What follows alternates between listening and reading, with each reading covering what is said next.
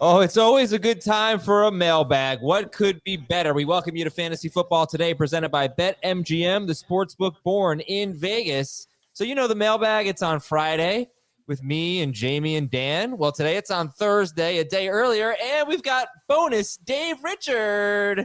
Hello, Dave. You feel like you're going to be able to keep up with the mailbag crew? We've got this. Yeah, go ahead. I'm just excited that you guys let me jump on the mailbag for a change. It's cool to be here and happy to help people with their fantasy issues in February. Yeah. We got some good questions, good kind of general topic questions. How many emails did you steal from Heath? 2, I think. Okay. No, just 1. If you sent me a dynasty question, I forwarded it to Heath and I replied to those people and said, I just forwarded this to Heath. But one of them I think I'm going to read on the show today. But mostly it's like, who should be the number 1 running back? Which first-round pick are you most worried about being a bust? A question about the Jets quarterback if it's not Aaron Rodgers. An NFL draft question. Dan, how we doing? I'm doing well. Before the show, I just want everyone to know this. I complimented Adam. This is not something you get often. I complimented Adam on his haircut, and his reply was, obviously, it's undeniably good. He referred to his haircut as undeniably good. It is a really good haircut.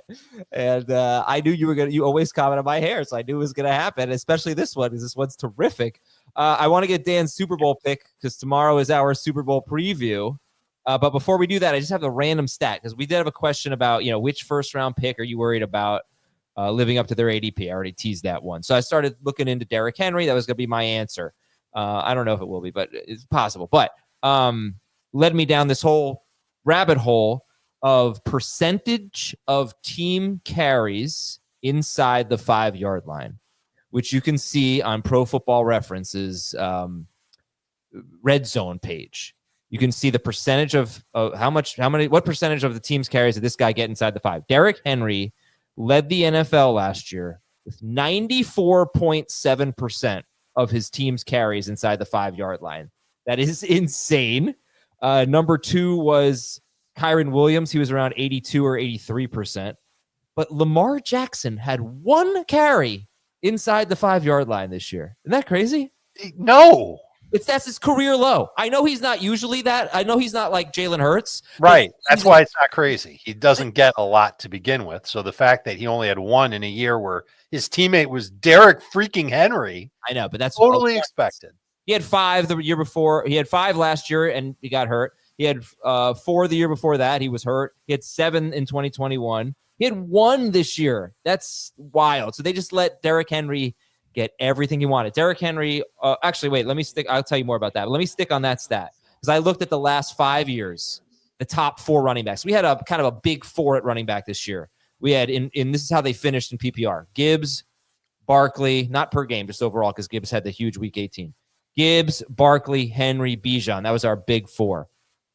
Jahmyr Gibbs had 42.9% of his team's carries inside the 5-yard line. Derrick Henry had 94.7%. Saquon Barkley had 37.1% of his team's carries inside the 5. They were number 1 and 2 in fantasy points scored in PPR. Over the last 5 years, those 2 guys have the lowest percentage of carries inside the 5-yard line of any running back who's finished top 5 or top 4 in PPR. Isn't that wild? And they were numbers 1 and 2. That's what that I have a fun fact, a fun little add-on to the Derrick Henry call, which, by the way, I want to give Dave the credit most for because in our bold predictions, Dave said Derrick Henry bounces back to RB1 top 5 status. And I was actually hanging out in New York City at the New York City office yesterday or Tuesday. And I found the Beckett, our RIP, our old fantasy football magazine, the FFT magazine. So I shuffled through and I found bold predictions from our FFT crew from last season. Now, I would like you both, all of you, to guess who out of our crew, and that includes us 4 on the show, Heath and Jacob made bold predictions, Jacob Gibbs, got their bold predictions the most correct, and who got them the most incorrect. I'm cheating. I have the magazine right here. Don't look. Only bring Don't this look. up because you got the most correct, I'm going to guess. No. No, I think Jamie. No, it's not me.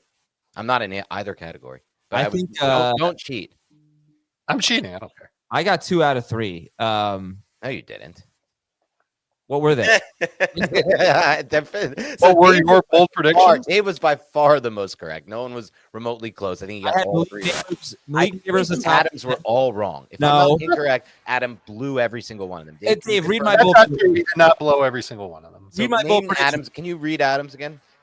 Well, one of them was Chris Godwin outscores Mike Evans in PPR. No, I'm giving him a win. He was crushing the first 6 games. I just said it yesterday. I said it on the show. He was wide receiver 3 in the first 6 games per game, and Evans was what did I say, like 23? There's no way you could possibly victory lapping the fact that you had Godwin outscoring Evans when Evans outscored Godwin. Go on, Dave. What was the next one? No. I need an independent arbitrator. Get injury. Do I get a win for that or a loss? I give you a win for that. Yeah. Thank you, Jamie. You're giving him a win for that? Yes. It wasn't even close. Dave, move on. What were the other two? The next one was Malik Nabers will be a top 12 wide receiver. That was the one he got right. No, that's a ding. All right, last one. This is close. Yeah, no, I don't. Derrick Henry will be one of the biggest busts in fantasy. That was the one I remembered. Oh, you got 2 or 3. Yeah, I did. Yeah, Get the Godwin one right. You know, hey, wait, Shane, I said Rashee Rice was going to be amazing. Do I get a win for that because he was amazing till he got injured? Yes, you get a win. No, that's not a win. No, you were right. Games. You were right. Oh, you can't project the Schaefer, rest of the season with Godwin. You don't know if things would have changed. Hold on, independent Schaefer. Do I get credit for the Chris Godwin bold prediction? You're saying no? Why not? Things could have changed, Adam. The season doesn't play out exactly the same as it did the first few weeks. I'm asking Schaefer, not you. I don't think whose points per game are better. Oh, yeah, God, so were Rashee Rice's than anyone. Did you say per game? Well, no, I didn't say per game, but obviously it was implied. No, that was not implied. That was not implied. All right, Schaefer, what's your final decision here? I'd say no. No, come back. Happy birthday. Oh, it's Schaefer's birthday? Wow. Birthday, Thomas Schaefer. You both are 80 this weekend. What is he, 30? What'd you say? 33. Wow, young Schaefer. Happy birthday, dude. Happy birthday, Thomas. And for those who don't know, before the show, Thomas revealed he dropped a 77 in golf the other day. So that's a birthday surprise and special. Is it normal to go 8 minutes on a mailbag show without answering a question? Yes. Was it there was a question. Actually, yes. Yes, actually it is. Who did the best in the bold predictions? What was the answer? Dave. Dave was the answer. That's what I said. Dave. And who did the Wait a minute. I had Joe Burrow as the fantasy MVP. And I consider that more of a win, Dave, than the Godwin over Edmonds, to be completely honest, because Burrow was ranked like around 6, 7, 8, 9 range of QB, and he took a huge jump. That to me is more of a win than Godwin over Evans. You're insane. You know no, what? I'm not. You can't project rest of season. Just because Godwin for the first few weeks was better than Evans before his injury doesn't mean it would have continued the same. He was crushing him. He was killing him. I know, but that doesn't mean it would have stayed the same. No, I know, but that's all I can go on. I can only go on the 6 games they played together. Okay, Rashee Rice, that was a great call by me. It was a great call. Games. It was a great call. If I had been someone who was listening to this show and I drafted Rashee Rice based on your advice, or Heath was extremely high on Rashee Rice, probably a lot of you were. I was not that high. I wasn't high enough. I would have been like, wow, they made a great call. It sucks that he got injured, but I'm going to listen to that guy again, only next year because he made a great call. And unfortunately, one of the guys who said it has construction in his house, and sometimes I can't hear him. But if I can't hear him, I will listen to his advice. So I think we should play the bold predictions game later on in the show. Okay. But I do want to point out that the byline of 2024 bold. Yeah, I don't know who did this. I by don't know who. Dan Schneier and CBS Sports staff.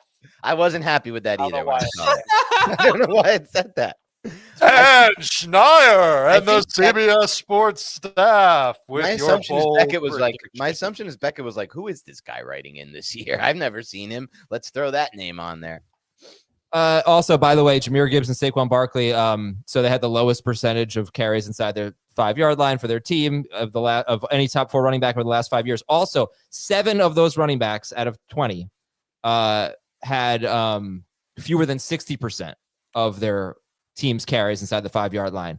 And Gibbs and Barkley, of those 7, had the fewest catches.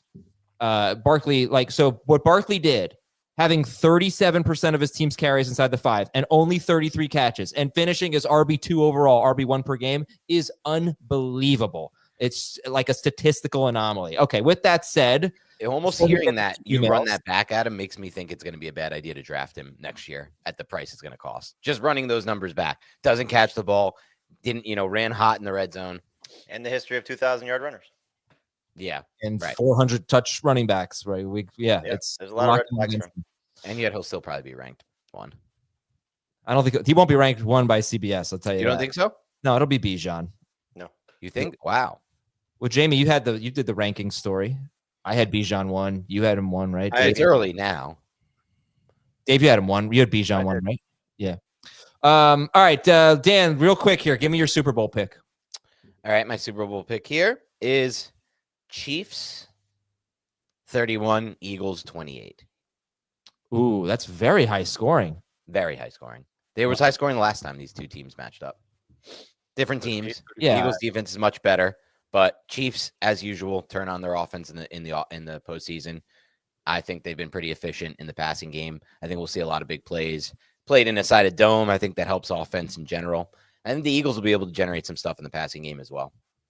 It was 38-35 last time they played in the Super Bowl. I guess they also, I'm just looking at, I don't know if this is true or not, but this website has their history. Why don't we go back to 1998? Dan, it was only 24-21. That seems just as relevant as 2 years ago.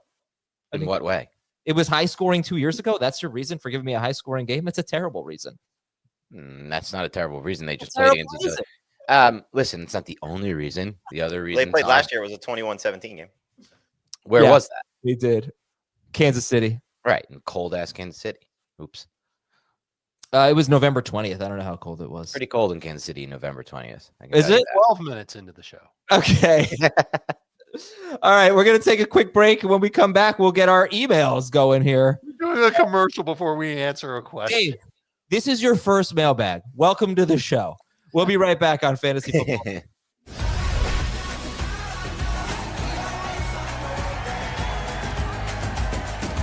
we always find our way back home. All right, we're back here. Just want to remind everybody that we have a Super Bowl preview tomorrow with me, Dave, Jamie, Heath, and we'll give you DFS advice. We'll break down the game, tell you who we think's going to win. And then on Sunday night, we'll recap it, just me and Jamie. Sometime, hopefully, roughly a half hour after the game, we'll do our best to get on the air as quickly as possible, and we'll just chat about it, spin it forward to 2025 with some fantasy talk. Here's our email of the day. It is from Ethan. And where's he from, Dave? Boston, Massachusetts. With the trade of Cooper Kupp, what are your thoughts on, well, it says Cooper Kupp up in the air. So with the projected trade of Cooper Kupp, what are your thoughts on Jordan Whittington in redraft and dynasty? He'll have a shot to replace him. I mean, he did to a degree earlier this year when Kupp was not on the field for the Rams. His route rate was almost 50%, and he played in the slot almost 40% of the time. So could be the guy that replaces him, but they could just as easily go and draft somebody else and give Whittington some competition for the gig. Yeah, there were 4 games, weeks 3 through 7, with a bye in there that Cooper Kupp missed, but also Puka Nacua was out during this time, so you got to keep that in mind. Whittington had 2 games where he played 38% of the snaps and 16% of the snaps, and he didn't do much. But he had 2 games where he played over 90% of the snaps, and he had 18 targets in those 2 games. He scored 12.2 fantasy points at Chicago, which for a while was number 1 against receivers. He scored 15.9 PPR fantasy points against the Packers. So that was encouraging. He caught 22 of 28 targets. He had a very low ADOT. He was wide open a lot. I watched all 28 of his targets this morning. They schemed him open. It's kind of gimmicky stuff. But he's a solid player. Kind of weird for a Rams offense. They don't scheme anybody open. Yeah, no, but right. So like there were a lot of plays where 3 guys would go out somewhat deep and he would just kind of run underneath all of them and be wide open. They ran some wide receiver screens to him. Again, most of this was almost all of it was really without both Puka and Cooper Kupp because he also had a decent game in week 18 when those guys sat. They're almost certainly revamping their entire receiving core because Kupp clearly on the trade block. Tutu Atwell probably not coming back. Who knows what they're doing with the 31-year-old Robinson, and it just there's potential for a whole new group of guys coming in. Okay. All right, he's definitely a good name to know, and I regret not bringing him up. He should 100% be added if you can still make ad drops in your dynasty leagues. Yep. But he's probably added most of those. Robinson's a free agent. So Jamie's right. Total revamping happening in LA. And he might not be the heir apparent to the slot and still get on the field as the number 3 receiver. He could play outside too. There was a report from Sarah Barshop on ESPN that Tutu Atwell is unlikely to return to the Rams. Jamie just sort of mentioned that. So with that said, I'm just going to run through the news and notes real quick. The Jaguars hired an offensive coordinator, Grant Udinski. Yeah. Mm-hmm. He is a former Minnesota assistant offensive coordinator. He's not going to call plays, so they have Leon in there. But he's an interesting dude. 10 seconds on him. Former defensive player in college, 29 years old. And apparently one of the great thinkers of the Vikings offense the past couple of years. And definitely right. He'll be a head coach someday. And he lived in his car, apparently. Saw that too. He's a unique dude. Yeah. NFLPA executive director Lloyd Howell Jr. said no one wants to play an 18th game. Half of the players. You know when else they said that? In the 17th game. That's right. I want to hear an even bigger conspiracy theory. You have dates already for Super Bowl 2020 in 2027, and it's President's Day weekend. So yeah. It's very I can think of 32 people who want to play 18 games, and those are the people who matter.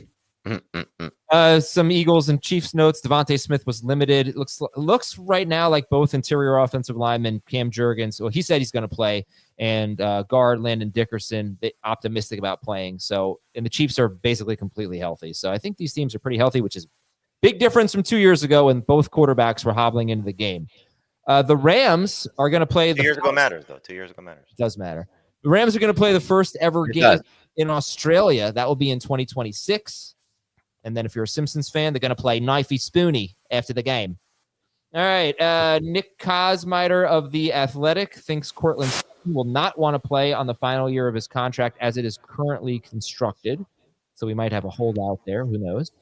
According to Greg Bedard of the Boston Sports Journal, the Patriots are considering trading quarterback Joe Milton, who had a pretty nice performance in Week 18. And shout out to Darius Slayton, who won the Alan Page Award. This goes to one NFL player who basically is awarded for community service. Slayton has a foundation that provided gifts and household essentials to 24 New York families in 2024, according to Pro Football Talk. So that's great. Very nice. Very nice for Slayton. But we are in the doldrums of the offseason when we were talking about the Alan Page Award. I just thought it was, I wasn't going to mention, I was like, you know what? People deserve to be recognized for that. So. Well, you saw the Kelsey news this morning, right? No, is it about homemade? Did he also win the Alan Page Award? No, he says he's coming back next year. Oh, he said that? Wow, I did not see that. I think he said that he could see himself playing 3 more years. Wow. Yeah, I did see that. Is it just going to be a situation like we've had the last 2, though, where he's not really playing until the playoffs? I mean, if you can make it work, it's working for them. Yeah, right. It's going to kill us for fantasy, but sure. He should just retire until October. What? Show up. So he's definitely coming back for Halloween. But that's what he said he loves about still playing is coming to work with his guys. Yeah. All right, listen, if you haven't signed up yet for the BetMGM app, you can do that, and you can use the bonus code FANTASY, and you're going to get up to a $1,500 first bet offer on your first wager with BetMGM. Download the BetMGM app, sign up, use the bonus code FANTASY, deposit at least $10 and place your first wager on any game, and you'll receive up to $1,500 in bonus bets if your bet loses. Just make sure that you use the bonus code FANTASY when you sign up. I was going to do some fantasy cops now, but I don't want Dave to yell at me for not reading any questions. So I will save fantasy cops for later, and we'll get to the news and notes. We'll get to the emails.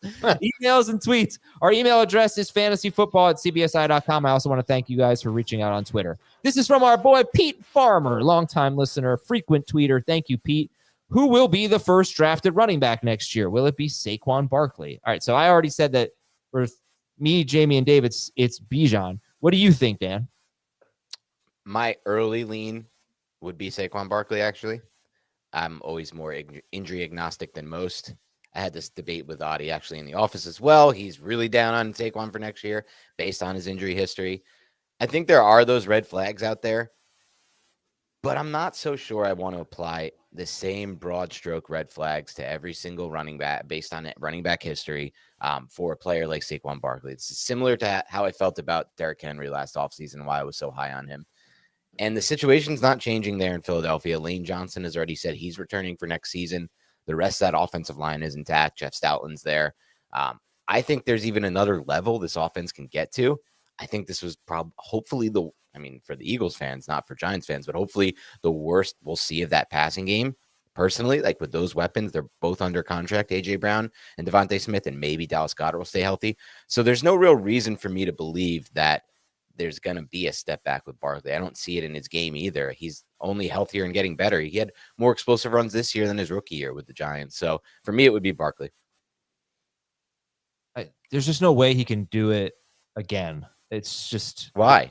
Because no one's gone 2,000 yards consecutively. He doesn't need to go 2,000 yards to be the right. RB1 overall. But the touchdowns are the biggest thing. It's like, he did this, scoring 13 touchdowns. We already talked about his role in the passing game. Like there are just metrics that don't help him if he's not going to be this prolific as a rusher. And so if you just look at the history of guys that have gone for 2,000 yards, 6 of the 8 have been 500 yards or less the previous season. So it's a huge step back for where his totals will get to if he's not going to be a 20 touchdown guy.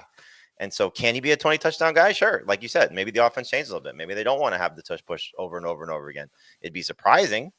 Again, they're going to have a new offense coordinator. It looks like Kellen Moore is going to the Saints. So we'll see, whoever comes in and maybe changes something a little bit. But let's not forget, if they lose the Super Bowl hangover for the losing team has been awful. Look at McCaffrey. For a guy entering age 27, 28, 29 range, this is where Barkley is. Similar situation, coming off a, pretty significant season and couldn't stay healthy the following year. Granted, different players. I don't want to compare the two, but just something to keep in mind. In any event, I'm getting more and more nervous from Barkley. So he's going to be a first round pick. He's probably going to be somebody though I avoid. I guess for me, there's already been 2 years of him getting over 350 touches and his numbers going down the following year. Both with the Giants, though, without really a team around him. No, listen, I mostly agree with how you feel. It's just, can he be the best running back in fantasy again? That's the question that you're asking. And then betting on that with 101, it's just not something that I really want to do. And once the Falcons actually started to use Bijan Robinson the way we all wanted to do it, or wanted to hit them to do it, he averaged more PPR points per game than Saquon. I think the concern for Barkley is just how far does he fall from where he is. Dan is making the case, and it's a good one, that he's not going to fall very far at all if he doesn't, make it better. Just for me, I think he's going to slip a little bit. And so does he go from 2,000 to 1,700? Does he go from 13 touchdowns to 11, or does he go to 15? Does he stay in the 33 catch range? So I don't think he's going to be awful barring injury, but now you're starting to add different layers to it. Again, 1 year older, a lot of mileage on his body, a lot of mileage on the offensive line. Again, look, they got 2 guys that are limping into the Super Bowl here. That, that's a big strength of this team is clearly what's around him. The environment was so fantastic, which is why we liked him going to Philadelphia as opposed to staying with the Giants. So it's just, I don't think I'll be drafting him. I probably will rank him a couple spots lower than consensus. He certainly will not be RB1 for me. So will he still be in the top 5 is the question. I think also for me, it's like the little bit of a concern with the Falcons offense. Yes, it looked okay in a very small sample size with Michael Penix. I don't think that's anything we can project moving forward personally. Like, I think there is a decent chance that offense is not very good in 2025. And I just think if you look at RB1s through the years, they've pretty much all been on elite offenses. Barkley this year, McCaffrey the year before, and you can go back and find that. You need to be in scoring position a lot, and you need to have a lot of scoring opportunities. And you need to be one of the best offenses to produce an RB1. I'm not sold Atlanta's going to do that. Or you need to catch a lot of passes. If you're not in a great offense. Who was that? Barkley in his rookie year, and McCaffrey with the Panthers. Barkley number 1 overall in his rookie year. How many catches did Bijan have last year? Wasn't it over 50? 60, I think. Barkley had 90 his rookie year. He did have. Maybe it was. Yeah, he broke the record. Had exactly 60 last year. Yeah, I agree with you on the offense thing. I mean, nobody would disagree with you with that. Like the The Eagles, Falcons could be a great offense. I'm not saying they're not. It's just a probably not little as bit of good as Eagles. uncertainty. And then think like for Barkley, look what happened in the NFC Championship game. You had an injured center, you had an injured replacement center, right? And Barkley ran for 118 yards on 15 carries with 3 touchdowns. So their line is, I'm not concerned at all. I mean, Lane Johnson's obviously old, but even if they Stoutland's there, they'll be fine. The if best. they have some injuries, they're still like so deep. They're so good on their line. Yeah, it's just like I know the yards per carry is coming down. Right. I feel very confident in that 5.8 yards per carry. By Jamie's far. point about the long touchdowns, I think, is the best point against Barkley. Yeah, absolutely. Now, maybe if he doesn't have as many long touchdowns, maybe he gets more short touchdowns. Like 13, like honestly, 13 rushing touchdowns kind of low. Yes. For the year he had, but it's hard to get more than that with Jalen Hurts on your team. So, all right, let's go to our next question here, and that is from OJ. Why is Christian McCaffrey not the third running back off the board? Well, I was going to say, when push comes to shove, I might have him RB1 overall next year. Just going to be honest about the situation. If he's healthy, going into camp healthy, nothing wrong with him, I can make that case. Because if that 49ers offense gets back Ayuk, they're healthier on the O-line, and McCaffrey's healthy, the only thing I think that will actually stop him from RB1 overall is an injury. And I'm just not that into predicting injuries and like saying, oh, it's definitely he's going to get hurt. I just wonder did they develop a guy or two that they can use to supplant McCaffrey a little bit more to make sure he's healthy in the back end of the season, because they're gonna be contenders. I mean, unless something dramatically changes, Brock Purdy holds out, contract situation there. Ayuk's not back. They cut Debo. The receiving core looks awful. There's some things you could see. Trent Williams decides going to hold out because he wants to get paid again because he's old or whatever. I'd be very surprised if it's back to McCaffrey in the same workload as he was in 2023. I would think that we get a little bit more Garendo, maybe a little bit more Mason, maybe both. And we just start to see a little bit of picking their spots with McCaffrey in terms of the snap share up, the touches up, to the level of what would warrant him being that. He's going to clearly be successful no matter what he does because he's so efficient and in this offense so successful. It's just a matter of, can he get back to that elite level production like we're used to seeing from him? He certainly can, but I would guess that after Achilles injuries and a knee injury and just knowing his history and now his age, do they say, okay, we're going to sort of manage this a little bit better to get through the season? So fourth quarter, maybe you see a little bit more of him because they need to get a win, or, games in hand, we don't see him in the fourth quarter. Those type of scenarios where they're just being a little smarter with what they do with him, as opposed to maybe he's more of a pass catcher than a between the tackles type of guy. I don't know. It just, that's something that bothers me a little bit about the upside for McCaffrey, just because after the year that they just had, he's so important to them. Why run him into the ground like they potentially may have in 2023? They could give him the Kelsey treatment. But I don't think to that level, but yes, just sort of, massaging his snap count a little bit. Snapchat. The problem with that though is like with the Kelsey situation, you have the Chiefs who come out with a dominant defense, and Andy Reid just like, all right, I can win regular season games running the ball and playing conservatively. The 49ers offense, though, from a schematic standpoint, is just a completely different offense with McCaffrey versus Mason and Garendo because of what McCaffrey can do in the passing game. I'm not talking about catching the football. I'm talking about the routes he runs, and I'm talking about the stress he puts on the defense as a route runner. None of those guys can do that. No one, so you're just a worse offense without him on the field. I don't disagree with that at all. But again, I think it's a matter of, you have one of the best play callers in the league. They obviously had success pre-McCaffrey in getting production from their running backs and the running game and running backs in the passing game. So yes, he takes them to a totally different level. But I think that's kind of my point as well, is like, when do you use him? Do you use him in, first and 10? It's an obvious run call no matter who's back there.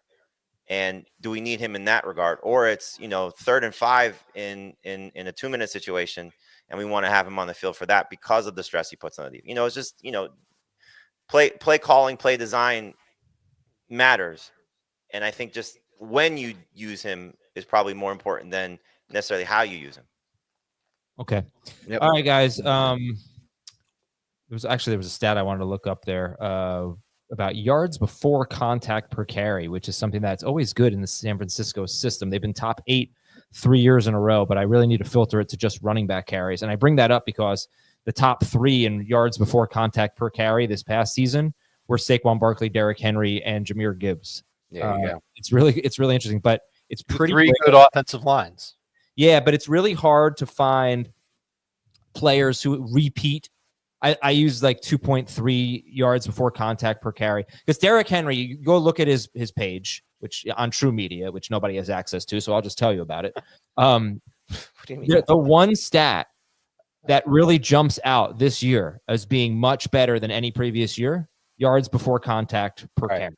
I kind of Barkley, view that as right? an offensive line stat. I mean, yeah, but also that's one of those things. 100%, Dave. It's one of those numbers where it's hard to do it again.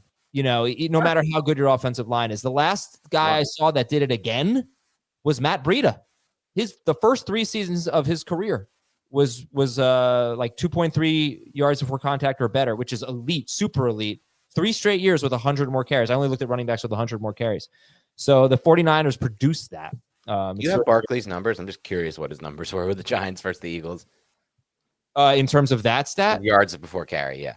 yards before. I mean, for contact, correct. Yep. So Saquon Barkley, yards before contact, 1.7, 1.4, negative 0.4, but that was the year he had 19 carries. 1.7, 1 yard, 2.64. Wow. With the Eagles was 2.64. That's a massive jump. It's insane. He basically doubled his career average before that. I mean, just crazy. incredible. But it won't happen again.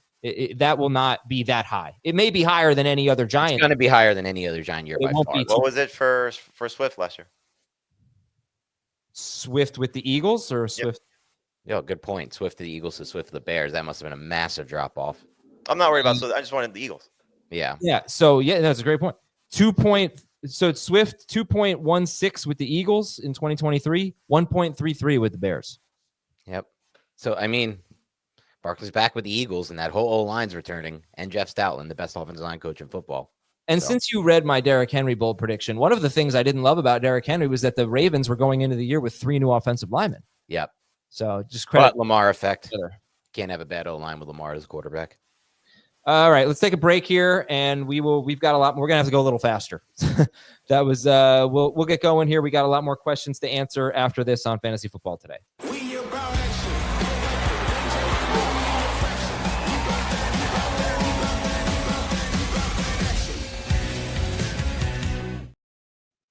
All right, welcome back. Let's go to Henry's question. Who is the consensus, or as close we can have to it during the offseason, round 1 pick next year that you're most worried about at their projected ADP? I think I gave my answer already.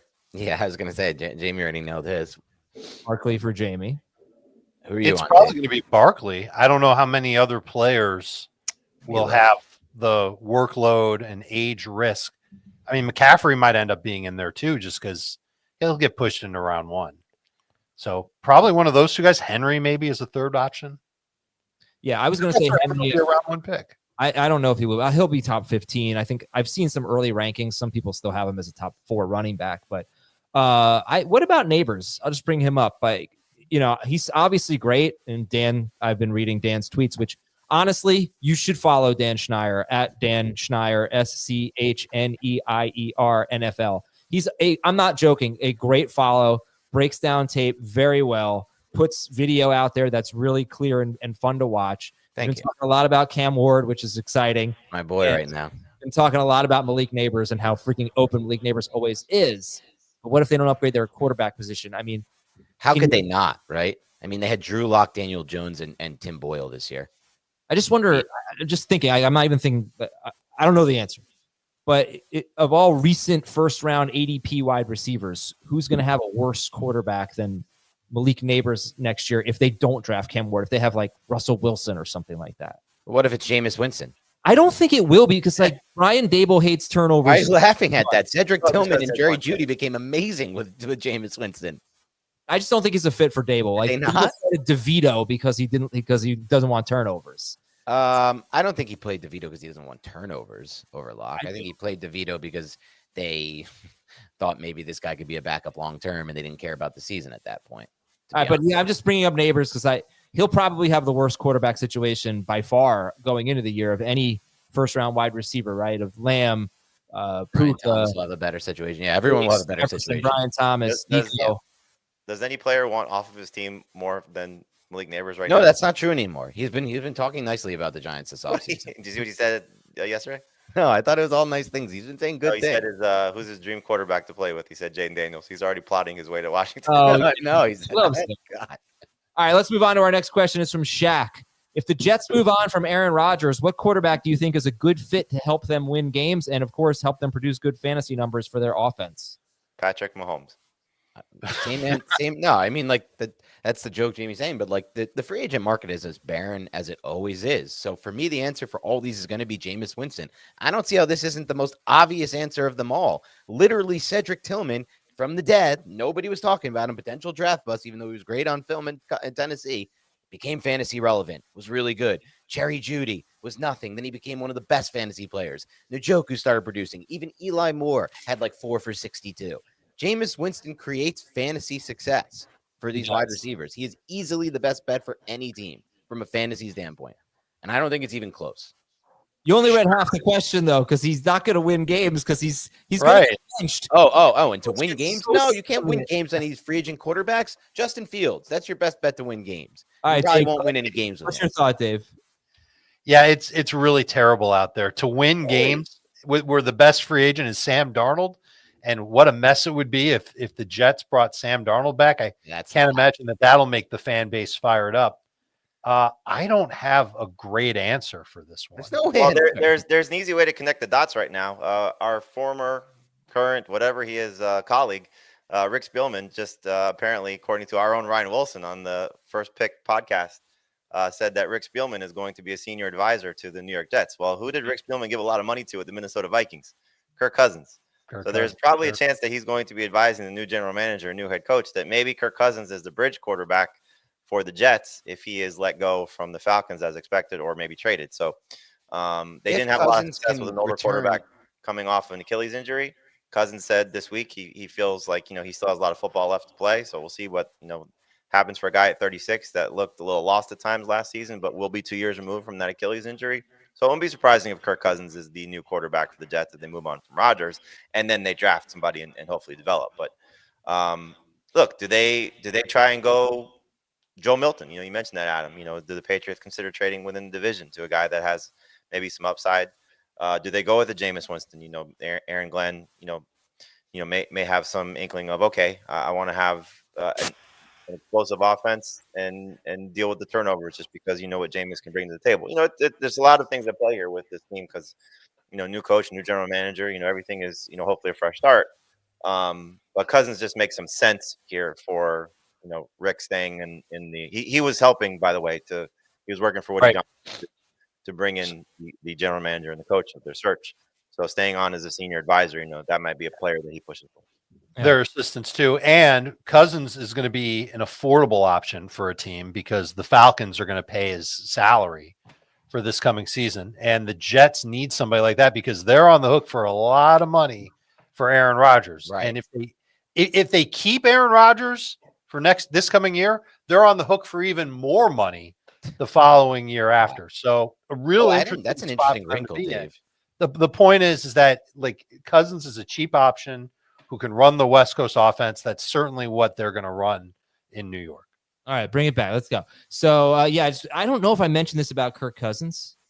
If I did, it was 2 days ago or yesterday or something. But he got hurt. He said he got hurt in week 10 against New Orleans. He hurt his arm in his shoulder, his elbow in his shoulder. He was awful after that, just absolutely awful. The 2 games before that, he threw 7 touchdown passes on 53 pass attempts. One of them was at Tampa Bay. The other was against Dallas. He was coming off 2 of his 3 best games of the season, and then got hurt at New Orleans and was so bad after that. So maybe he can be serviceable. Maybe we didn't take that into account, but we didn't take that into account. We didn't really know about it. All right. Next is from Dave and Flint. I hear this incoming class of rookies is more running back loaded. Is it time to start thinking about trading 2025 picks to 2026 picks? 10-team Dynasty League. I have picks 1.4, 1.5, and 1.8. I could use running back help, but With the class being so loaded, would it be smarter to draft the 3 first this or try to trade a first and a second? I don't know. What do you think? What would you do if you had 3 picks, 4, 5, and 8 in a 10-team dynasty league? Would you keep them, or would you try to maybe package one for like a 2026 first or something like that? If you're in win now, and you can get a potential stud that has obviously some long-term appeal too. So let's say Genty goes to a great spot, and you want to see if you can move up. I'm going to assume it's a 1 QB league as opposed to Superflex, because Superflex you might want to stay at 4, just depending on how things go. But in any event, this is one of those scenarios where, yes, if you want to try and maybe package 2026 picks to get some more options or get a stud at running back, if you don't feel like you're going to get one at any of these draft selections, then that's the type of move that you want to make. Again, if you're in win now scenario, so I'm going to guess with a lot of draft picks, you're probably not. So stockpile some of these players, as we saw this past season. Just because they're good prospects doesn't mean they're going to necessarily be, great players in the league right away. Trey Benson was a good prospect, not a great prospect. He probably wouldn't be in the top 5 of this class. Blake Corum probably wouldn't be in the top 5 of this class, but they didn't get opportunities, so just because they're going to be somewhat touted, they may end up in some crappy situations though. All right. Our next question is from Paul EP, and the subject is real pain, which I was expecting this to be a kind of a bad email, and then I read it. Great show. Since this is relatively the off season, I feel cool about sending this email to Jamie. I just watched The Real Pain, and his cousin, Jesse, killed it. Culkin received the nomination, but I feel an over-the-top performance like that is easier than the emotional, subtle performance that Jesse did. Plus, he wrote and directed it. I hope he wins for screenplay. Bravo. Where can I watch that? I haven't seen it yet. Yeah, I appreciate that. Thank you. It's a great movie. He did a great job. He was nominated for Best Screenplay for the Oscars. He was nominated for Best Director, I think, or Best Screenplay for the Golden Globes. Culkin won for Best Supporting Actor for the Golden Globes and was very praiseworthy of Jesse. It's a sort of a passion project for him. It's about our great aunt. And the movie is centered around 2 cousins. It's not really about me, but it's about our great aunt who was born in Poland, and he went back and they shot a bunch of scenes where she grew up in Poland. So it's a fantastic movie. I recommend it to anybody who wants to watch. Very cool. A Real Pain. Oh, 96% on Rotten Tomatoes. Wow. Certified fresh. You can watch it on Hulu or Disney Plus if you have. Done. I have them both. Let's go. All right, excellent. Yeah, you would, and yeah, you haven't watched The Simpsons. Just kidding. I've only have Hulu. All right, this is from Rose. My league wants to add a second IR spot, but I'm afraid it will be used to hoard and stash. My idea was that free agents on IR can only be added to your active roster to avoid hoarding and abuse the rule. Thoughts? Well, you can set what the rules are for who goes on IR, and it usually should be a player who is actually on the IR list or the PUP list. And as long as it's that. I think she knows that, but she's worried about people hoarding those players, which I don't care about, but I guess. Yeah, that's fine. Who are you afraid of that's a free agent? By the way, free agents can't be on the IR list or the PUP list if they're not on a team. No, I think she means fantasy free agents. Like, she doesn't want you to pick up a fantasy right, free like picking up Marquise Brown. Yeah. 6 when he's months away. Yeah, that's part of the strategy of the game, Rose. I don't have a problem with it, Rose. I don't either. 2 IR spots is fine. 3 are fine. I have 5 in my leagues. Dynasty, it should be a little bit more. All right, this is from Franchise Trading. Do we just need to draft rookie wide receivers from LSU? Nabers, Jamar Chase, Justin Jefferson, Malik, Odell Beckham. Keyshawn Booty. Just kidding. Yeah. I actually this cost me not I'm trying to remember who I took him over, but Terrace Marshall was somebody that I liked. I liked. I like Terrace too. Coming out, and especially because he went with Joe Brady. Brady was LSU, then they went to Carolina together, and I was like, oh, this is gonna be a good fit. He's got an opportunity, and I'm trying to remember like who I drafted more, but that was just failure. I traded for him from you. But don't forget DJ Chark, also LSU. Oh, Jarvis Landry once upon a time. Well, that was a good one, yeah. All right, look, obviously they produce good receivers, but what's so interesting is the Big 12 has produced like horrible receivers. You never get good receivers out of the Big 12, but now some of those Big 12 schools are in the SEC. So does that change everything? Like Texas and Oklahoma and A&M. Yeah, A&M, right? Because like think about Quentin Johnson. I remember, Texas being off I to a got nice a start. terrible receiver.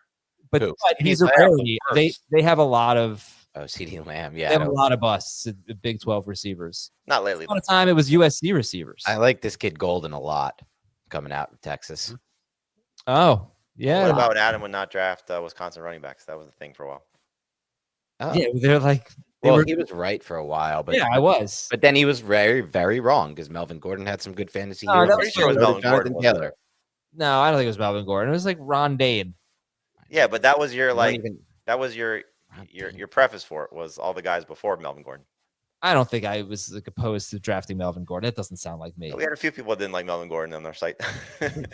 Dude, I don't remember that at all. I mean, it could have been me. I have no idea. You don't remember when Heath and Chris were like so anti Melvin Gordon when he didn't score a touchdown his rookie season, then he came back his second year. It was just amazing.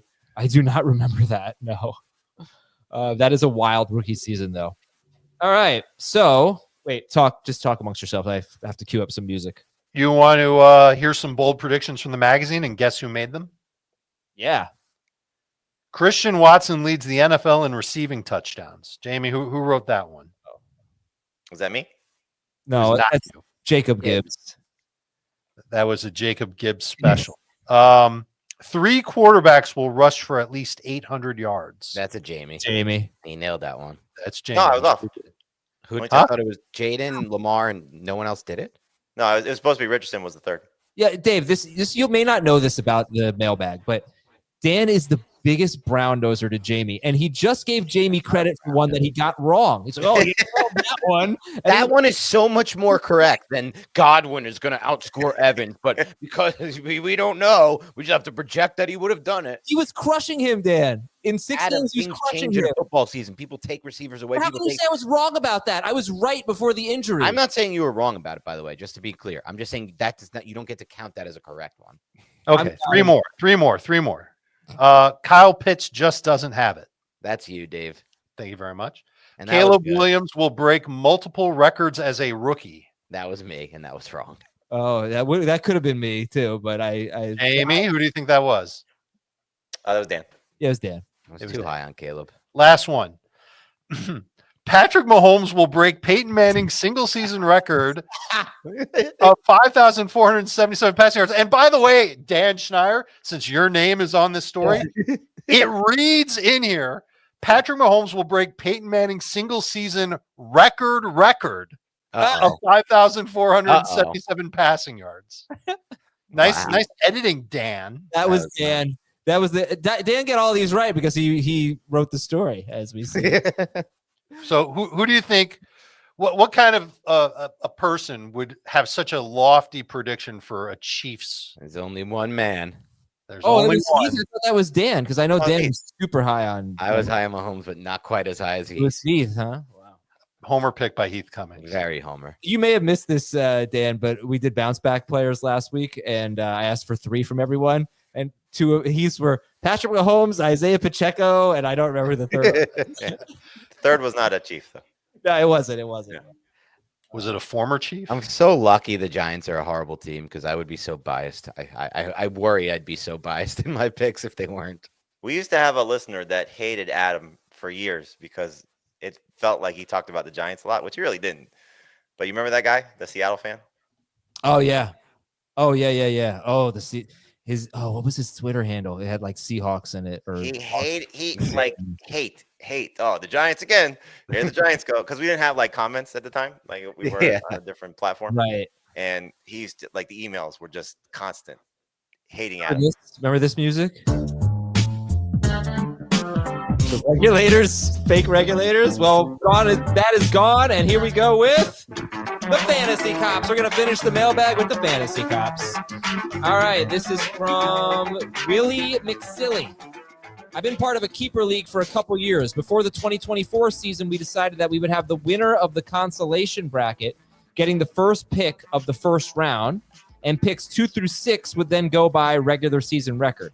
What we never discussed is the draft order for the playoff teams. Should that go by playoff finish or regular season finish? Since we didn't discuss it, we are wanting the Fantasy Cops to decide for us. I haven't really It's called this playoff more. finish. This is Playoff. It's Playoff. playoff finish, but Adam, do a better job filtering. This is not for fantasy cops. This is for fantasy commish, a whole new segment we haven't explored yet. It's not a cops question. This is a fantasy commish question. Okay, sorry. That's what fantasy cops is for commish questions. Not these kinds. It's for people doing nefarious things that we have to decide if they're. Nah, I'm good with this. This is a fantasy cops. Yeah, you're insane.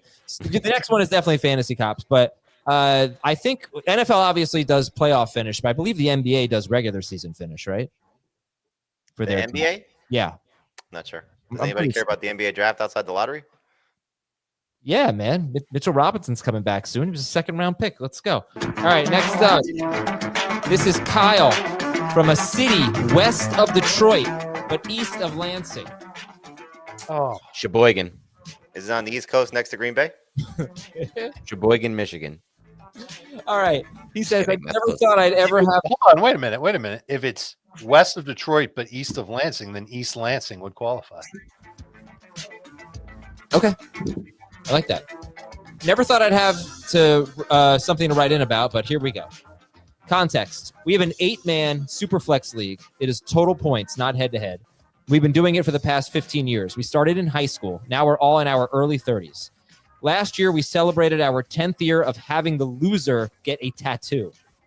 Each year, we have a vote at the draft to see if we would like to continue with the tattoo punishment. Only those who have received a tattoo are the ones who vote to continue with league punishment. This year, per usual, it was agreed to continue on with it. It has gotten dicey recently because the same guy has now just lost for the 4th time in a row. And 5th time in total. Meaning he will have received 5 of 11 tattoos. He lost by 10 points for the entire season as it all came down to the Lions-Vikings game on Sunday night. He had Jordan Addison. Reason we play through week 18 is because it's a total points league, and week 18 always makes for a chaotic finish to the season. Anyway, the loser, his name is Adam, is refusing to get the tattoo this year. It's not for a lack of effort. The league is extremely active. Some bad luck and poor decisions are why he's found himself in this position. He stated that he is a hard no to getting the tattoo. He says he has honored the agreement 4 times now and just can't anymore. A few of us in the league are dumbfounded. Did we think the league punishment might end after him losing his 5th time? Sure, but never did we think he or anyone would have refused to get the tattoo. A few of us are steadfast in making him get the tattoo, while others are wishy-washy. My opinion is that it is a must because the guy he beat by 10 points absolutely would have gotten the tattoo. And Adam, by the way, spelled with 2 Ds, most certainly would have been laughing along with us while we picked which tattoo he would have to receive. If he does not get the tattoo, we cannot make someone get it next year while he remains in the league, nor can we force anyone to do any punishment for that matter. Any ideas on how to handle this would be appreciated. Do we excommunicate him after 15 years if he continues to refuse? I mean, the first thing and most important thing is you never trust an Adam with 2 D's in his name.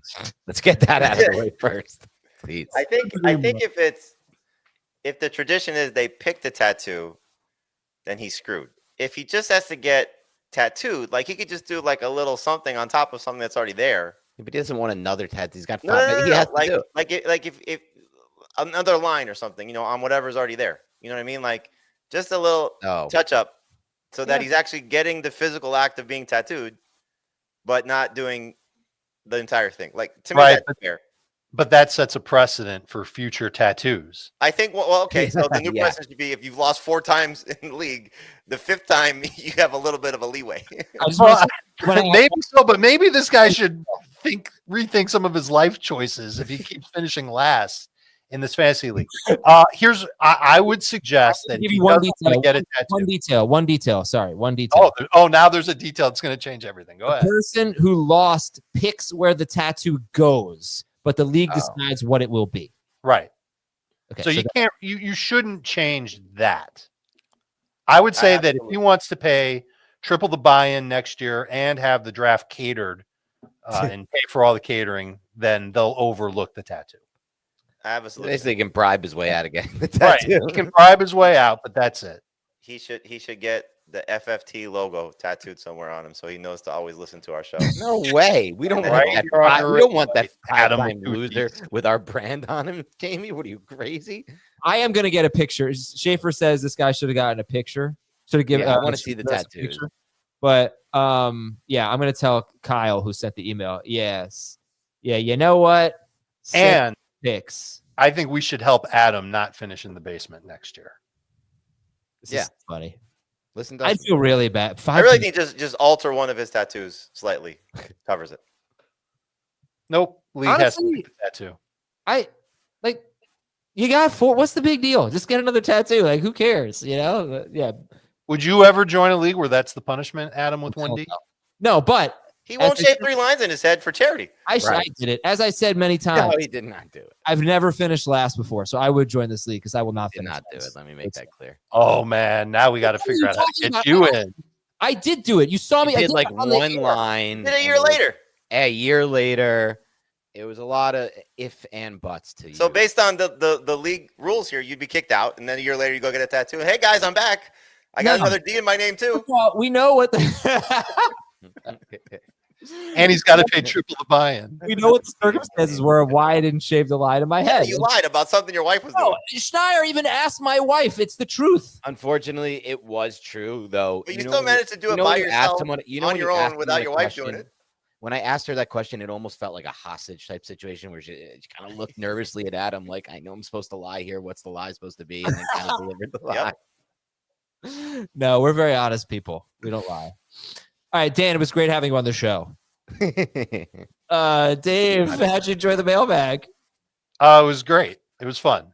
I Okay. wish every show was like Adam, this. give me an off-season movie. I got to watch an Adam movie suggestion. I actually game. could use a TV series recommendation. I got those for you. All right, so I'm really enjoying the hell out of Dexter Original Sin. It's Do I have to have watched all of Dexter before? no, it's a prequel. It's a prequel. Dave, give me some other of your favorite shows. I'll give you a better show than that. I'm thinking about shows that I could watch with my wife. She loves Only Murders in the Building. Oh, Great Dan, show. it's Shrinking. Oh yeah, Shrinking. Game You over. still haven't watched You haven't Sopranos, seen right? Shrinking yet? Do Shrinking. Best show in the last year. Don't watch that, Dave. Why? Dave, Shrinking. Amazing show. What a terrible take, Thomas. Who It's didn't not watch great. Sopranos? You were. You don't like Shrinking? You're the only one I've ever heard who doesn't like Shrinking. Thomas, this is a Because you're horrific- talking to only people that watch Shrinking. No, you're not- it's just a terrible take by you. One of the worst I've ever heard, to be honest, by you. I mean, you could What go the hell's Severance. happening here? There's like music and people. Music. talking. You watch Severance, that's the best show on TV, but that's a big, that's a barrier to get into it. Which Adam, one of give you me a has movie. seen Sopranos? I haven't seen The Sopranos. Oh yeah, you're the idiot. Uh, Go watch horrific. Sopranos. Adam, give me a movie. Adam. A A movie? Real Pain. Yeah, I would watch A Real Pain. Yeah, I'd say that's the one. Oh, you know what I watched the other day? A real uplifter, I'll tell you. The Whale. Oh, You guys seen The Whale? I don't know if I want to see that. It looks very No. depressing. It's depressing and uplifting. I was just kidding about calling it uplifting. It's like a typical Aronofsky film, but I thought it was phenomenal. Like I phenomenal. might give it a shot, but it looks Incredible so acting. depressing. Brendan Fraser is just unbelievable. That you should I'm a watch. huge Saturday Night Live fan. I watched the Saturday Night movie. I wish I had watched Real Pain instead. What's Saturday Night movie? Dave, just log into Paramount Plus and literally watch any one of Drown out Oh, Thomas after that any horrific one of take on Taylor Shrinking. Sheridan shows. That are on Oh well, Paramount. yeah, Landman was fun, but Oh. to suggest that was, I'm not even going to talk about that. in Hey, what's the comparison. one that I? Shrinking take was so bad. Shrinking season 1 was okay, but the rest it's Look just at the was even comments better. about the whale. Oh, great. Mayor of Kingstown. Mayor of Kingstown. Oh, somebody said Detroiters. Detroiters is great.